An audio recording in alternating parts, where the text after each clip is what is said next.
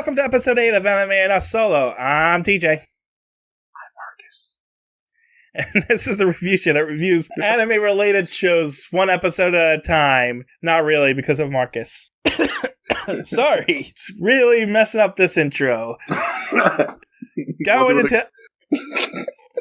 No, I'm not redoing the intro because then we have to stop the recording and do it's a whole process. Right. Oh, it's so dumb. Okay.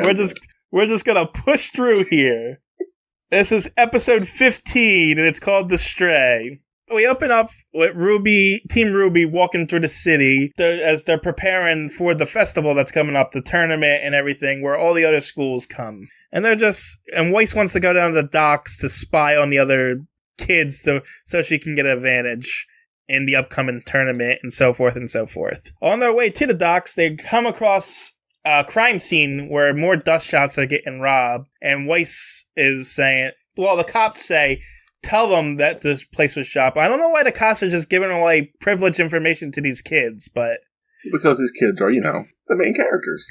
Yeah, but these stereotypical detective cops explain to them that, it's being robbed. It's not like it's a part of an investigation or anything. You can tell the people. I mean, I guess it's a fictional world. It doesn't matter, but... No, you're not wrong. And the way they tell them, the cops say it so nonchalantly while still pay attention to the crime scene, why even bother saying any of this? Right. And then they start talking about how they think it might be the White Fang behind it. Yeah. And then Weiss is like, those criminals, and Blake's upset that she's calling them criminals. And this is pretty much the bulk of this episode. Weiss and Blake fighting over whether the White Fang are criminals or not. And Blake thinks Weiss is discriminatory. Weiss's family has been at war with the White Fang because she owns most of the dust companies. Her family owns the dust companies. And the White Fangs killed board members and kidnapped family friends and stuff. And this is a trope that's been tired, but I've always loved this kind of thing.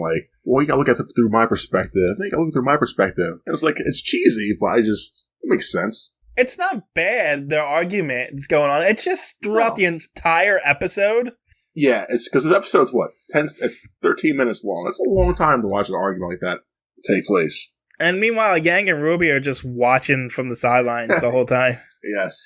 But as Blake's defending the Faunus, who are the White Fang, that's the group within the Faunus that's doing it. We get a Faunus with a monkey tail who was stowaway and proving Weiss's point that they're criminals because he stowed away and he stole food and now he's running from the streets. This monkey, and as the monkey's running away from the cops, he winks at Blake, and then Team RWBY follows him. I can't just mention how great it must be to have an extra monkey tail like that. I've always wanted one as a kid. Seeing Nightcrawler and X-Men. That's just that is a thing. That's interesting. I'm sorry. No, I'm not knocking it. I mean, he uses it to great effect. He's kind of what I don't know what that kind of. I guess it's Capra something fighting. I forget what it's called. Capoeira fighting. Is that what it is? What he's using? When you're fighting from low, kicking. Right, because he uses his fists and stuff, and he uses a staff that turn into chain guns or whatever. It's really weird. But we don't get to really know his name's Sun. We don't learn that until the next episode, but we don't really get to know much about him in this episode. No, just that he eats bananas and he's a monkey. Yeah, I didn't even notice the banana comparison, honestly. I noticed he was eating bananas, but I didn't even think about the monkey comparison. Team RWBY chases after him, but they bump into this strange girl who Weiss knocks over, and she's really, really strange.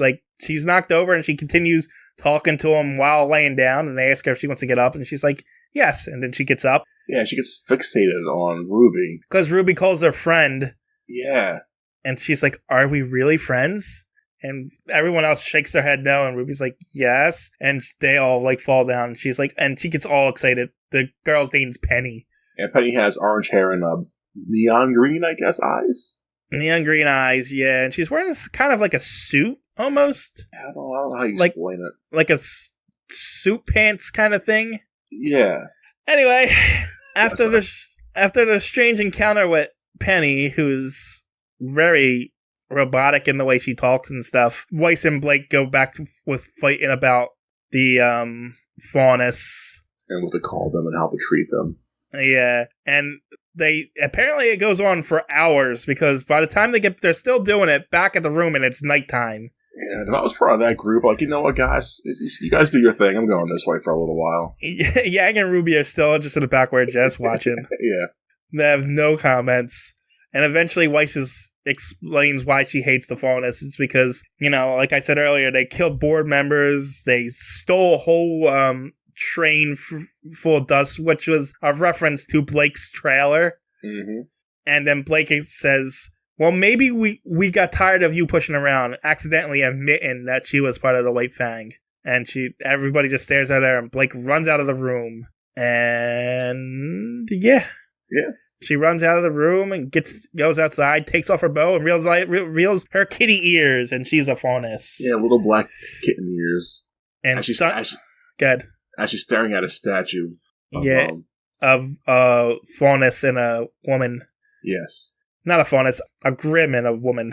But as she takes it off, Sun says, I thought you would look better without the bow, admitting that he knew who she was. What she was, I would say. Yeah.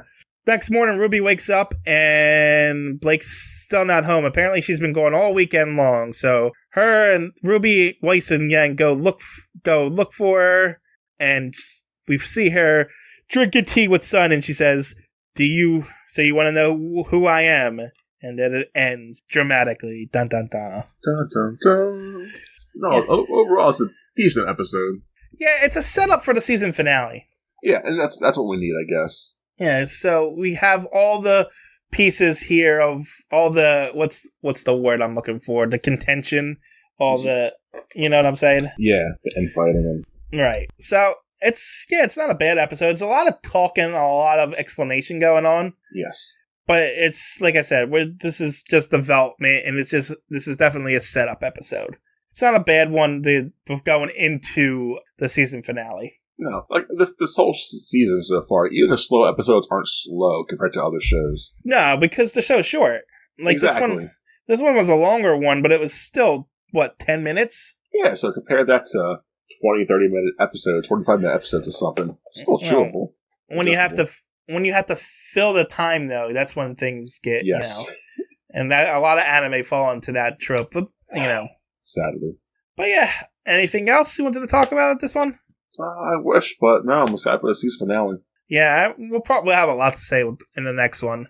Yeah. I'm sure, because a lot happens in that episode. A lot. All right, I guess on that note. Peace. Yeah, bye.